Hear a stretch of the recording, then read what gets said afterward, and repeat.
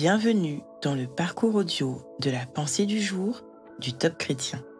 Nous vous invitons à vous installer confortablement et à prendre un temps de pause avec Dieu. Ne faites pas cavalier seul, par Elisabeth Dugas. 2 hommes associés valent mieux qu'un seul. À 2, ils obtiennent un meilleur résultat pour leur travail. Si l'un des 2 tombe, l'autre le relève. Au contraire, celui qui est seul est bien malheureux. S'il tombe, il n'y a personne pour le relever. Ecclésiaste 4, versets 9 et 10. Récemment, j'ai fait un rêve qui m'a marqué. Lors d'une randonnée, je quittais le petit groupe et je choisissais un autre chemin. Je me perdais, puis je retrouvais le groupe avec joie. À noter que je ne vois pas de lien direct avec ma réalité d'aujourd'hui. J'ai gardé cette interpellation que je vous transmets. Ne faites pas cavalier seul. Cette expression signifie agir seul, de manière indépendante, s'isoler et se débrouiller tout seul, s'engager dans une entreprise sans consulter ses partenaires. L'apôtre Paul est la grande figure de l'Église naissante. Pourtant, il ne travaillait jamais seul. Il avait de multiples collaborateurs, certains avec des noms quasiment impossibles à retenir. Paul mentionne Marc, Aristarque, Démas et Luc, mes collaborateurs. Prisca et Aquilas, mes collaborateurs en Jésus-Christ. Et bien entendu, Barnabas, Silas, Timothée, Phébé.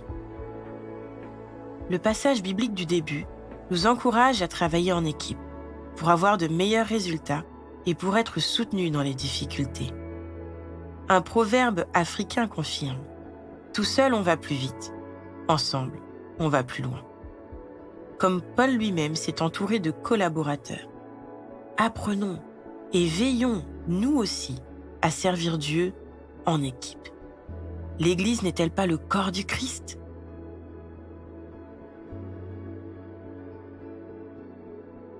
Le Seigneur nous interpelle à travers le ministère de l'apôtre Paul. Écoutons attentivement ce qu'il veut nous dire.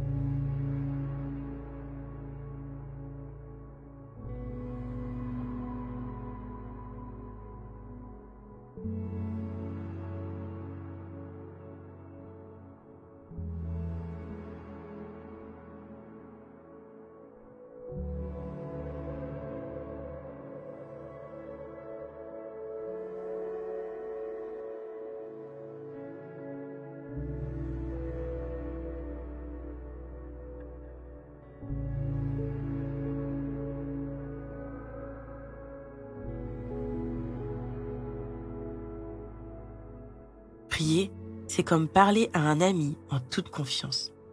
Voici un exemple de prière que vous pouvez suivre. Seigneur, je ne veux plus faire cavalier seul. Je désire travailler avec d'autres pour accomplir au mieux ce que tu attends de moi et pour vivre la fraternité et le soutien mutuel.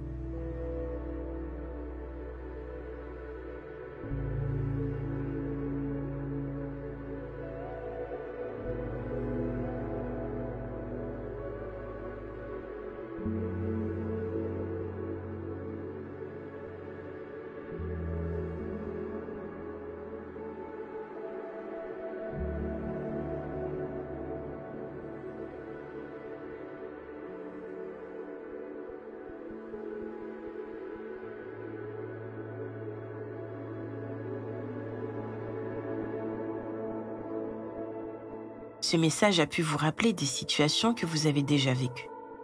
Remerciez Dieu qui a travaillé avec vous. Faites-en mémoire pour vous encourager encore aujourd'hui à marcher et à servir avec des collaborateurs.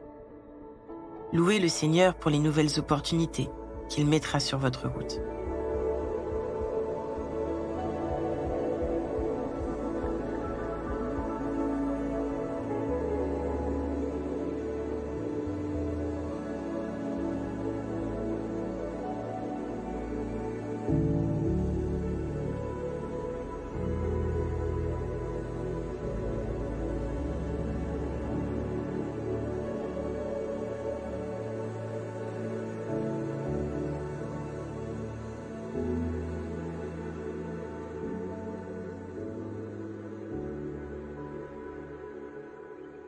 Si vous avez tendance à ne compter que sur vous, et donc à souvent travailler seul, laissez-vous interpeller par ce message.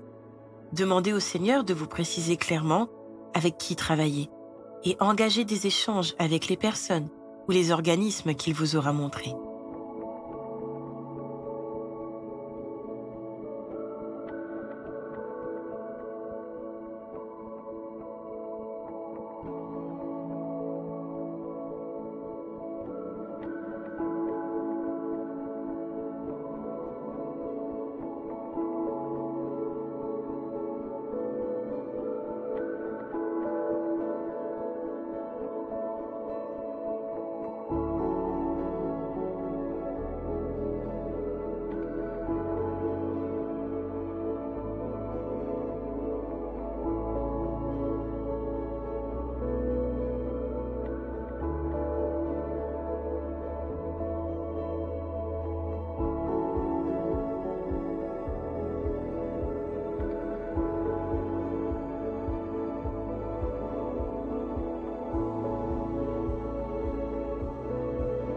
Notre parcours du jour se termine.